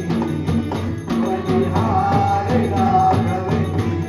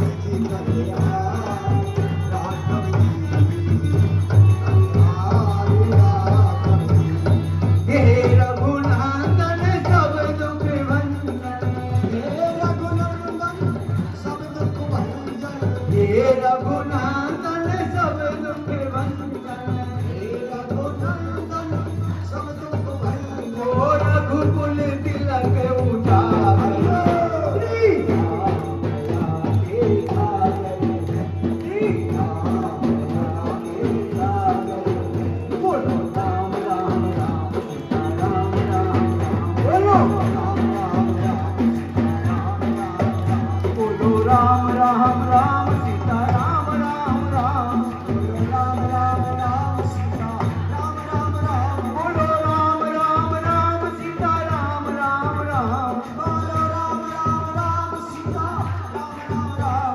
ओ तुलसीदास आस रघुवर की, तुलसीदास आस रघुवर की, तुलसीदास आस रघुवर की, तुलसीदास आस रघुवर की, ओ ठाकुर हम क्या करें, श्री राम दया के सागर, श्री राम दया के सागर, बोलो राम राम राम सीता राम राम राम, बोलो राम राम राम सीता राम राम राम, बोलो राम राम राम सीता राम राम राम, बोलो राम राम राम सीता राम राम राम, बोलो राम राम राम सीता राम राम राम, बोलो राम राम राम सीता सदा वसन्तं विद्यार्गदेवं भवामि सहितं। ॐ अग्निदेवता वातो देवता सूर्यो देवता चन्द्रमा देवता असौ देवता विद्या देवता विद्या देवता मरुतो देवता विश्वे देवता।